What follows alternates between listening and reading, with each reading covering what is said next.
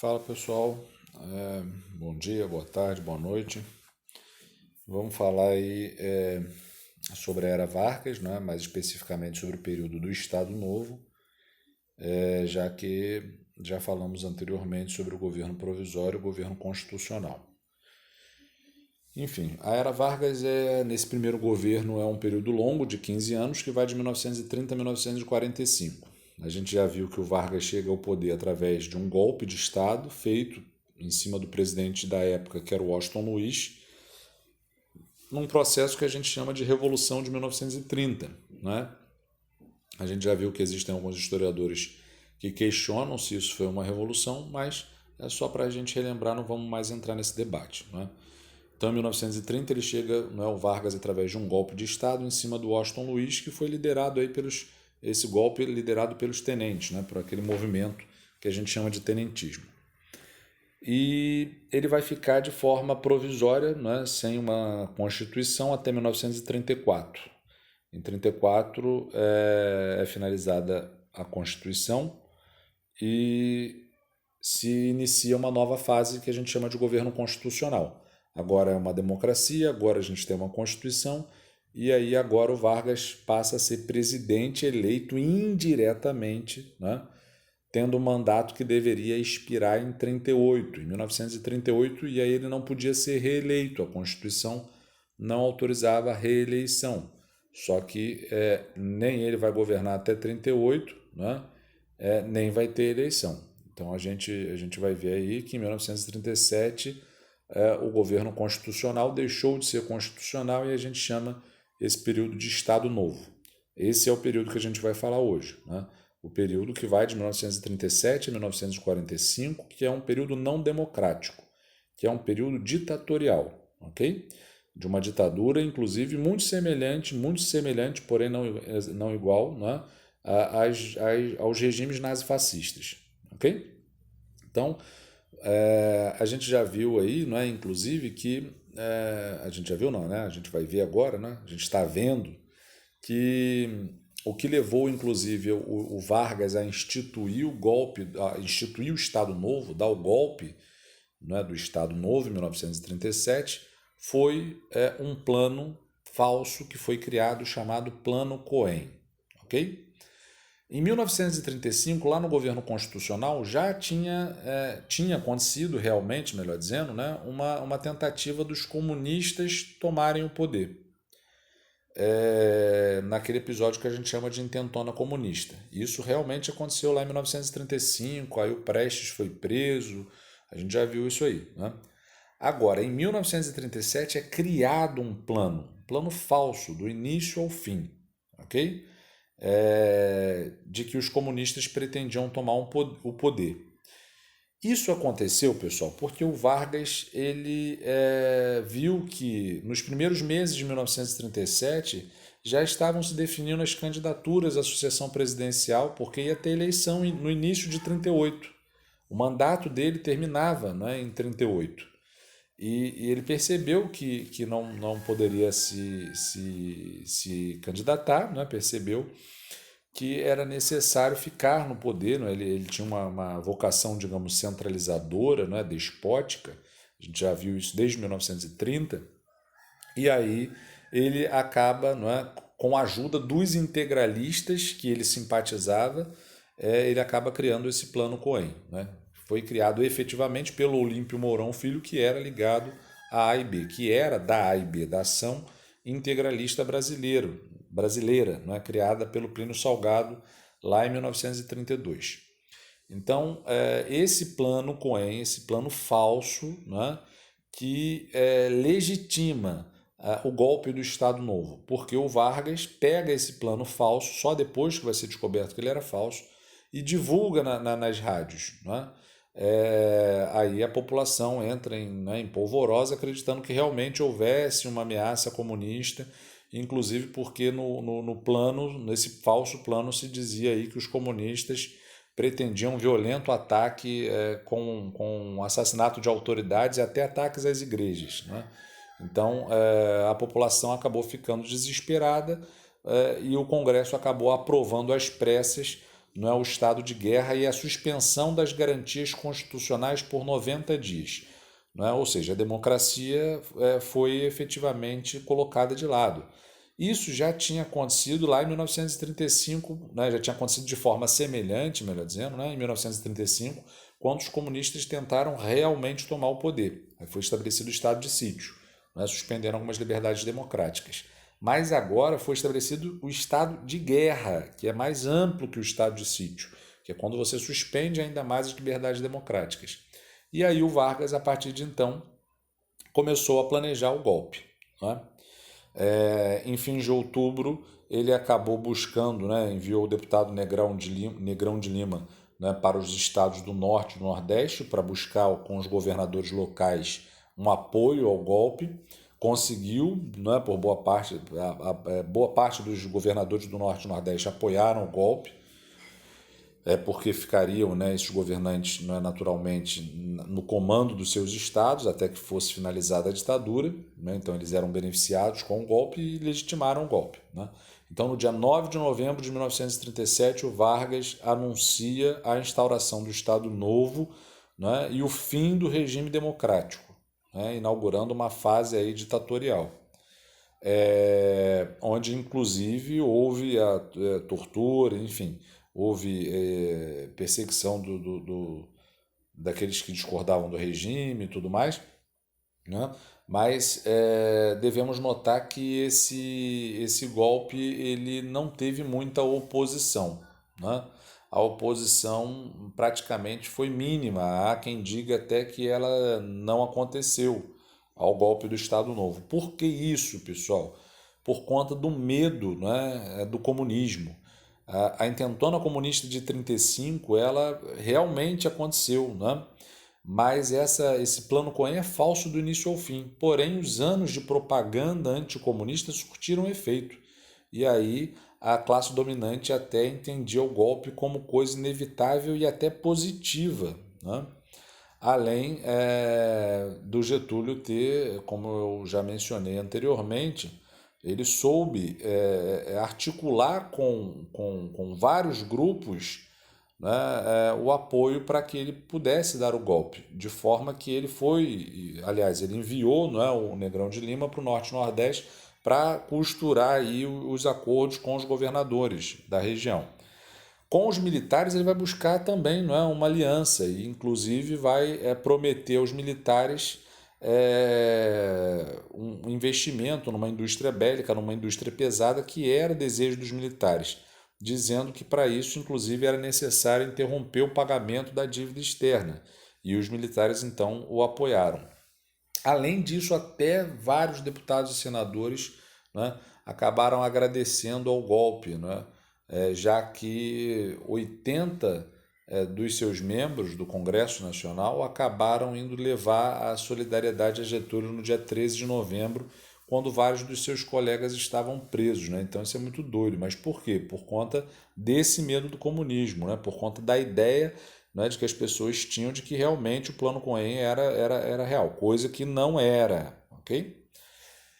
E aí é isso. Então a oposição ao golpe do Estado Novo é mínima, a classe dominante aceita o golpe como coisa inevitável e até positiva, já que inclusive o Vargas vai adotar uma política econômica que vai atender os interesses dessa burguesia. Os militares também apoiaram, a classe política apoiou e os trabalhadores, as massas, né, também apoiaram, já que o Vargas vinha desde o início de 1930, aliás, desde o início do seu governo em 1930, que se inicia no final do ano, né?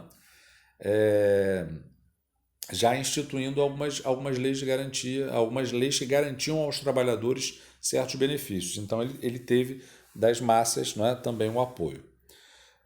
Agora, os integralistas, né, a gente já viu aí que quem foi pego lá com a mão na máquina de escrever fazendo o plano Cohen foi o Olímpio Mourão Filho, da AIB, né, ou seja, da Ação Integralista Brasileira. Então a gente já sabe que os integralistas eles apoiaram o golpe do Estado Novo. Só que eles fizeram isso porque o Plínio Salgado, líder dos integralistas, desejava ser indicado como ministro da Educação. Isso não aconteceu e os integralistas passaram então a fazer oposição ao governo inclusive tentando tomar o poder em 1938. Tentaram tomar de assalto o governo, a sede do governo, no Palácio Guanabara, onde o governador do Rio de Janeiro não governa. Na época a capital era no Rio de Janeiro e o Vargas era presidente, obviamente, aqui no Rio de Janeiro. Os integralistas, alguns foram inclusive executados nos jardins do palácio. O Vargas não sofreu nenhum arranhão e saiu mais fortalecido após esse episódio. Agora tem um detalhe: na intentona comunista, a Olga foi exilada, o Prestes foi colocado na solitária por quase 10 anos, e os outros comunistas foram torturados, perseguidos e duramente combatidos. Já o Plínio Salgado, que tentou tomar o poder em 1938, teve apenas o exílio para Portugal, foi exilado em Portugal. Então, isso demonstra aí como o Vargas, e o Estado Novo era tolerante com os integralistas. Okay?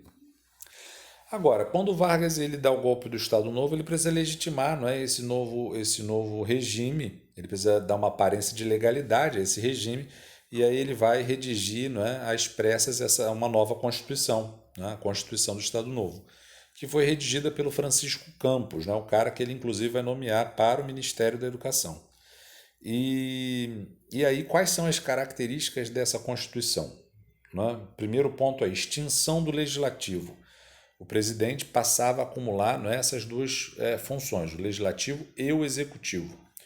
O Judiciário não era autônomo, era subordinado ao Executivo. Por isso até a Olga é extraditada, ainda que fosse de forma, como é que eu posso dizer, contrária aos princípios legais, já que ela estava grávida de um homem brasileiro.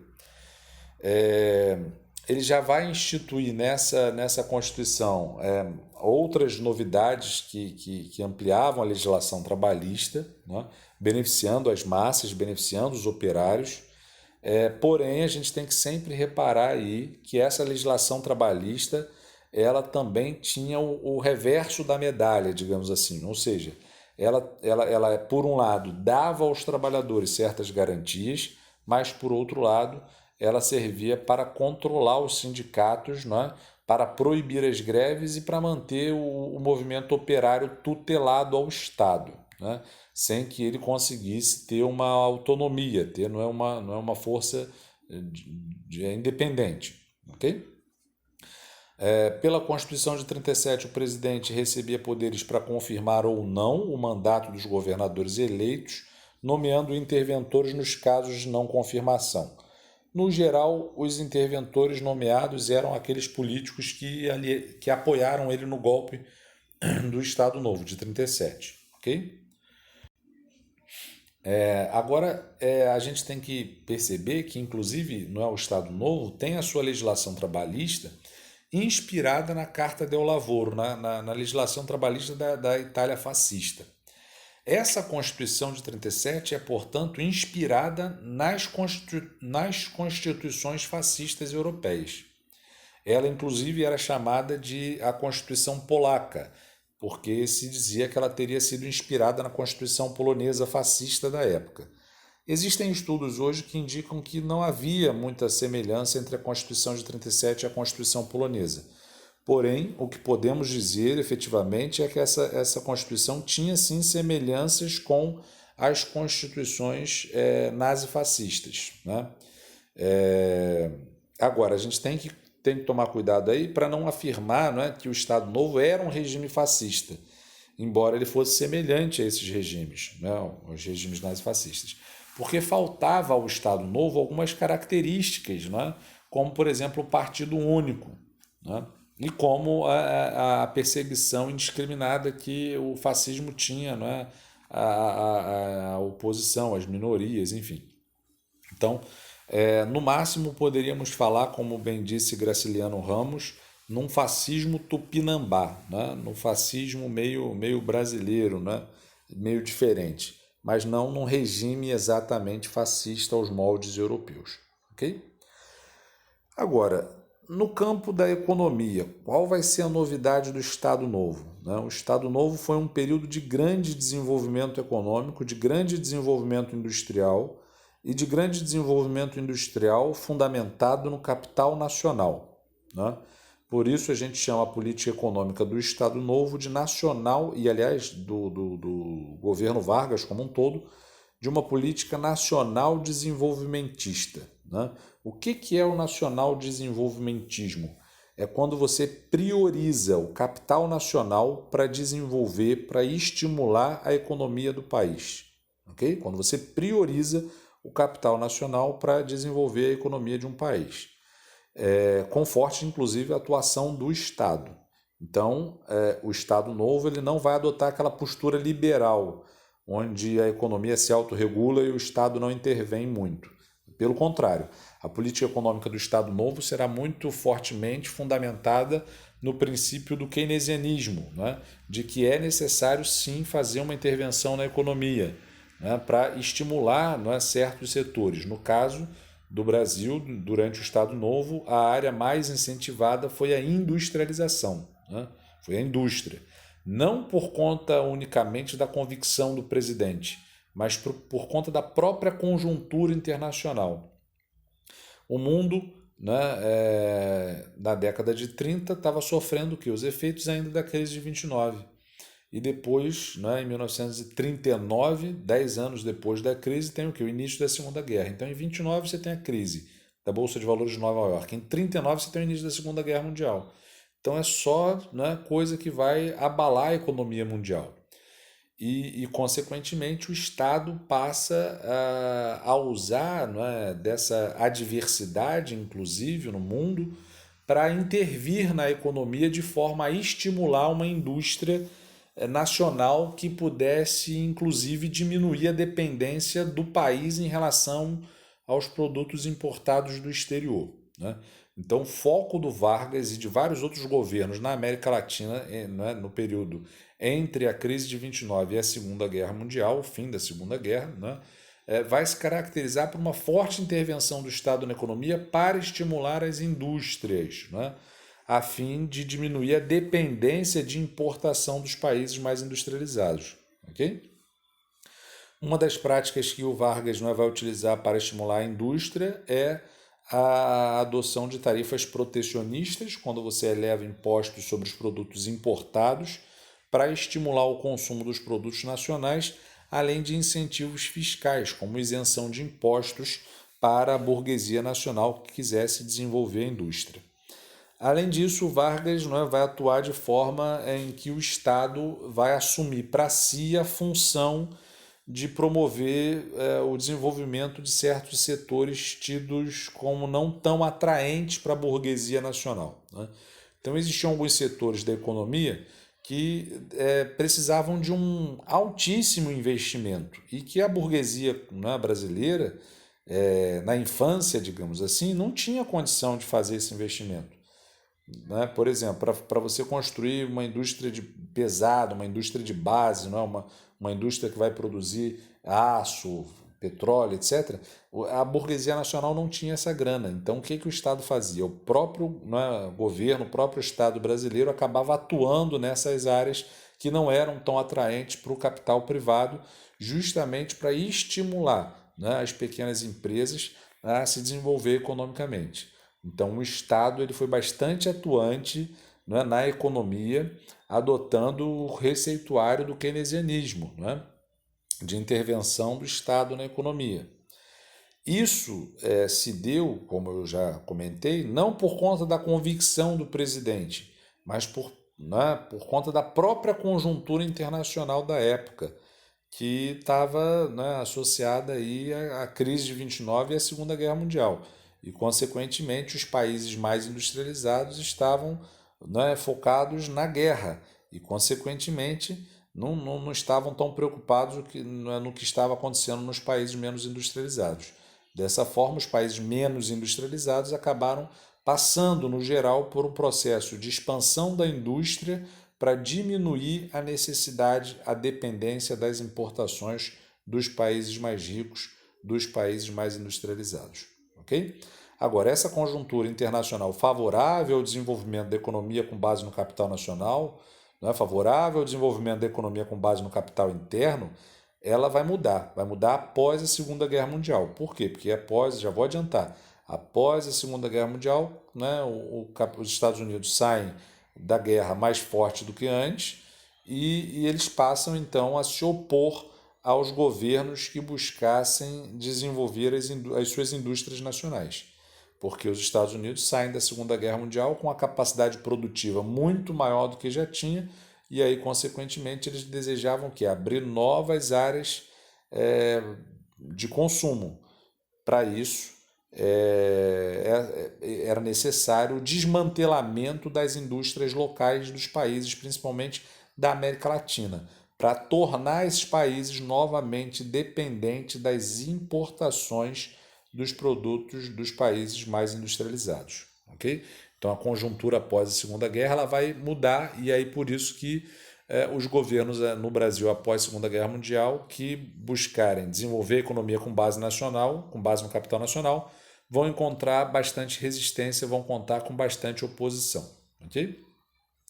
Além disso, o governo vai criar vários órgãos para auxiliar e coordenar o conjunto da economia, como a criação dos institutos do açúcar e do álcool, do chá e do mate, do sal e do café.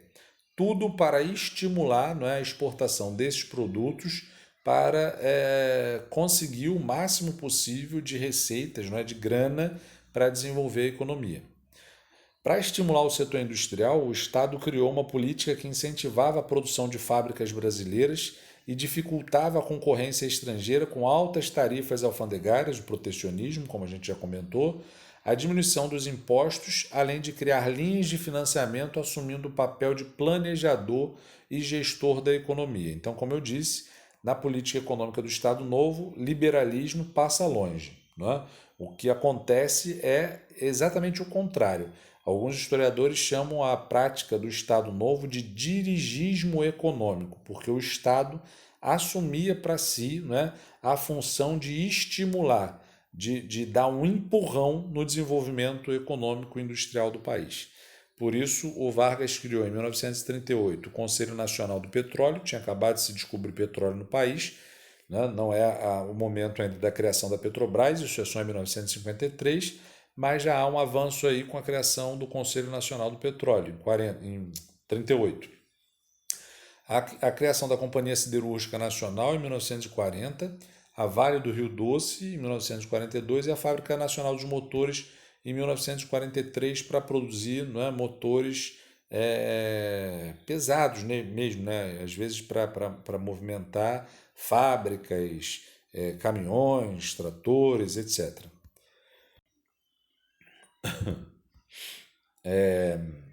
Então é isso. Economicamente, acho que estamos aí de forma suficiente, né? Explicado. Agora, o Vargas ele vai se utilizar de uma característica, não é? Para propagar a sua imagem, para que ele, inclusive, né, tenha ficado ao longo da história conhecido como o pai dos pobres, como o representante dos trabalhadores, etc., a propaganda, né? Coisa que era também muito usada pelos regimes nazifascistas. E aí ele vai criar em 1939 o DIP, o Departamento de Imprensa e Propaganda. Esse departamento já havia sido precedido por outros dois departamentos de propaganda, mas o DIP ele tinha um alcance e uma complexidade, não é, muito maior. Em 1942, só para vocês terem ideia, o DIP proibiu não é, mais de 300 músicas e cerca de 18 programas de rádio. Então, até músicas, né? Eu gosto muito de samba e muitos sambas, os chamados sambas malandro, né? Eles foram muito censurados. O Wilson Moreira, se eu não me engano, né? Que compôs o Bonde São Januário, que está aí, né? Eu comi o O, Sam, eu coloquei Sam. Ele, né, teve que fazer uma versão para publicar, não é? Já que a música que ele queria mesmo não ia poder tocar na rádio, né? Ia dar caô se ele publicasse. Por quê? Porque ele dizia o seguinte: ó, o bonde São Januário leva mais um grande otário, sou eu que vou trabalhar. Então ele tem que mudar e ao invés de grande otário colocar leva mais um operário, né? Porque no Estado Novo o que o Vargas quer, o que o governo quer, é exaltar uma imagem positiva em relação ao trabalho, ok? Existe uma preocupação do Estado Novo muito grande em criar uma ideia muito positiva em relação ao trabalho. Além do DIP, que vai atuar inclusive censurando, né, como eu disse, propagando a imagem muito positiva do presidente, fazendo cartilha para as crianças, enfim, criando, por exemplo, aquele programa A Hora do Brasil, que vai virar a Voz do Brasil e assim por diante. O governo também criou o DASP, né, que era um departamento aí do Serviço Público Brasileiro. Esse departamento ele tinha a função de coordenar e controlar a atuação dos órgãos públicos, aumentando a eficiência do trabalhador, né? E aí há quem diga, né, no geral, os historiadores concordam que a criação do DASP serviu para capacitar uma burocracia, né,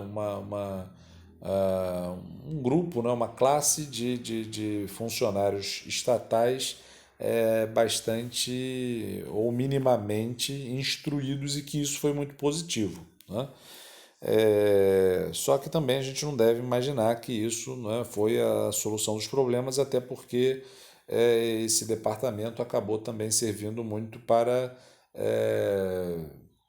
como é que eu posso dizer, perpetuar os conchavos, né, no país, e colocar pessoas na administração que eram ligadas aos governantes, né, ao presidente e às pessoas mais importantes da política, né, do país.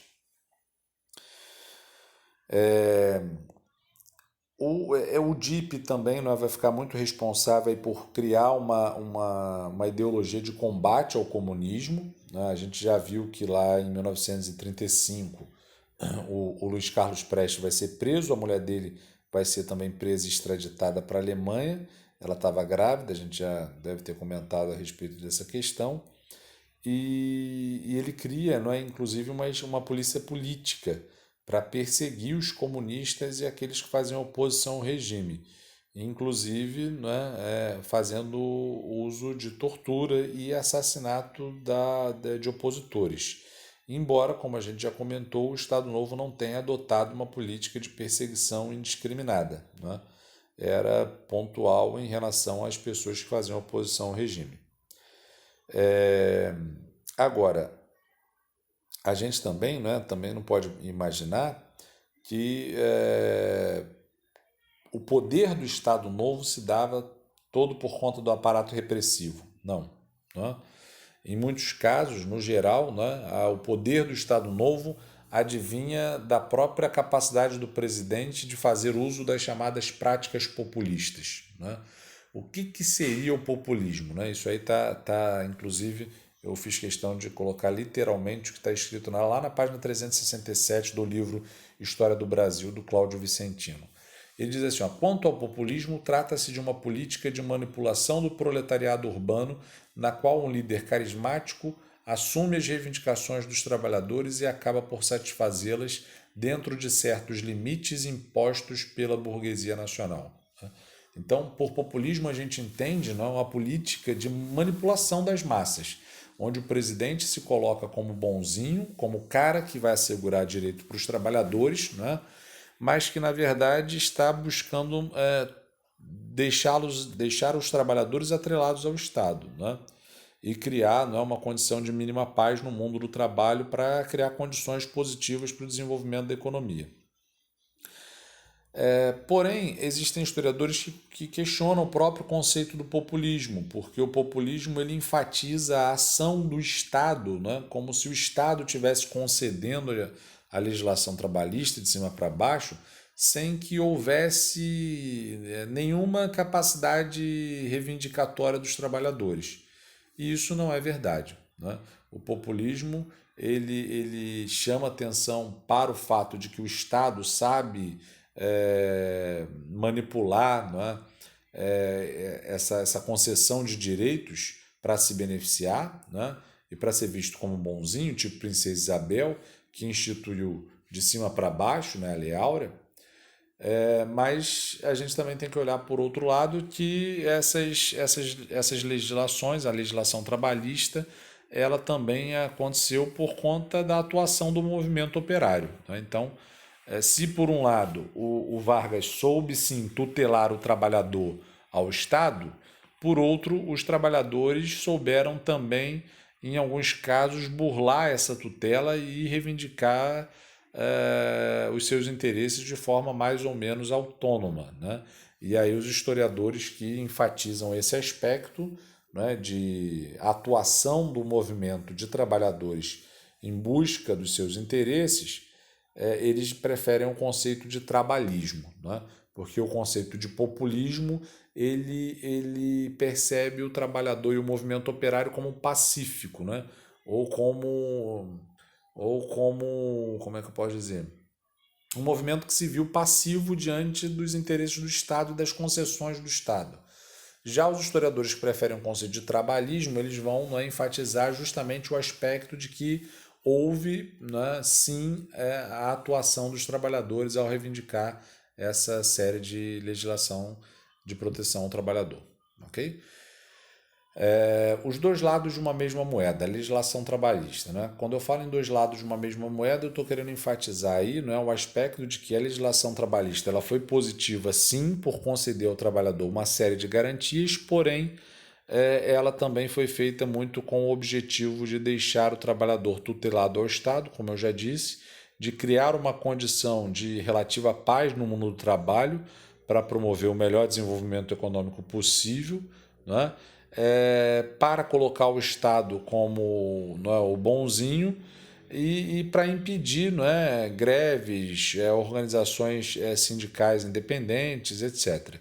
Então essa legislação trabalhista ela meio que dá com uma mão e tira com a outra, né? Ela dá os direitos, mas ela retira, por exemplo, o direito de greve dos trabalhadores. Ok? Por fim, a gente vai falar aí sobre a posição de Vargas no contexto da Segunda Guerra, que começou em 1939. E aí o Vargas ele fica até 1942 naquela indecisão, tipo Dom João VI.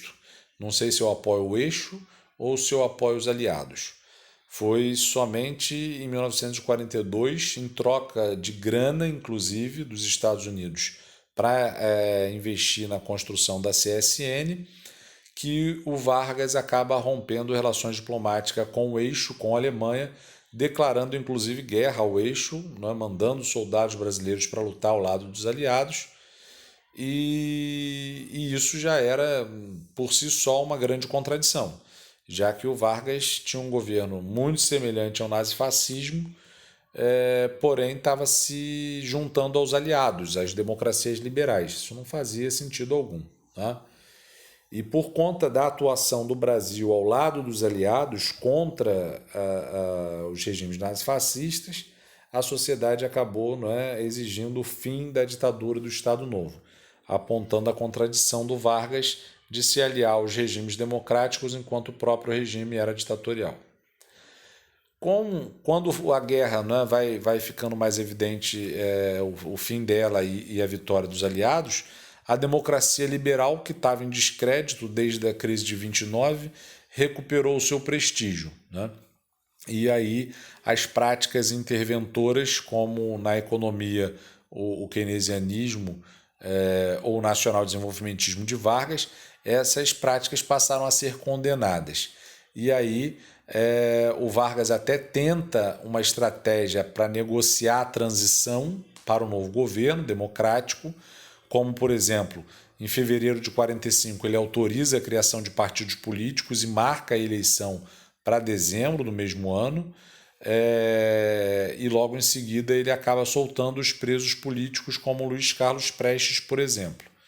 Então o Vargas ele até tenta meio que se adaptar a essa onda liberal que cresceu em 1945 por conta da derrota dos regimes nazifascistas, e aí ele tenta, não é, liberalizar o regime para fazer eleição, né, e possivelmente para se candidatar e se eleger.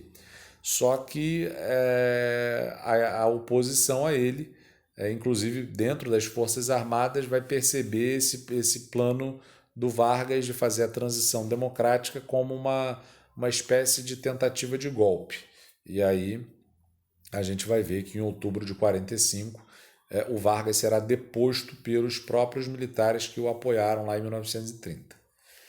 Então, em fevereiro de 45, Vargas autorizou a criação de partidos políticos e marcou a eleição para dezembro, como eu disse, né? Vai ser criado o PTB e o PSD, ambos ligados ao Vargas. O PTB agremiava os trabalhadores que haviam sido beneficiados pela legislação trabalhista e o PSD agremiava a burguesia nacional, né? Que estava ligada aos interesses aí, né, do Vargas e do capital nacional de forma geral para o desenvolvimento econômico do país. A UDN era o partido da oposição, a União Democrática Nacional, que defendia a bandeira do liberalismo e do combate ao getulismo e a qualquer forma de intervenção, seja na economia ou na política. E o PCB, né, o Partido Comunista Brasileiro, que voltou à tona aí, inclusive tendo como maior nome o Luiz Carlos Prestes. Em julho de 1945, Getúlio decreta uma lei que dificultava as atividades do capital estrangeiro no país e isso provocou enorme reação dessas empresas, né, dos seus representantes, e é meio que como cutucar a vara com onça, cutucar a onça com vara curta, né? Então, quando o Getúlio está prejudicando os interesses dos grupos estrangeiros internacionais, o que ele não está percebendo é que esses grupos estrangeiros internacionais eles têm grande poder para influenciar na política interna do país, né? Foi talvez isso que ele não tenha levado em consideração. O Prestes, né, que foi solto em abril de 1945, acabou apoiando Vargas, né, numa aparente contradição, aliás, no meu entendimento, uma grave contradição, já que o Vargas mandou a Olga, a mulher do Prestes, morrer num campo de concentração. Só que o Prestes ele vai seguir as orientações do Partido Comunista, as orientações vindas de Moscou, para apoiar qualquer regime que tenha se colocado contrário ao fascismo, como era o caso do Vargas, né? Então o Prestes coloca as questões particulares de lado e acaba apoiando o Getúlio, inclusive pedindo, né, o PCB e o PTB acabam liderando um movimento que a gente chama de queremismo, né, que é queremos Vargas, ou seja, queremos o Vargas na transição política, queremos uma Constituição, né, aprovada para democratizar o país e queremos eleição com o Vargas presente. Só que os militares acabaram temendo que o Vargas, com a ajuda do PTB e do Partido Comunista, tentasse um novo golpe, e aí em 29 de outubro, tropas do exército cercaram a sede do governo e obrigaram Vargas a renunciar. O presidente do Supremo Tribunal Federal assumiu, até que então houve a eleição, e aí um novo presidente será eleito, o Eurico Gaspar Dutra, que vai tomar posse em 1946. Então é isso, o vídeo ficou um pouco longo, espero que tenha esclarecido, foi mal aí pelas interrupções, mas é isso. Um abraço e qualquer coisa fala aí, pessoal.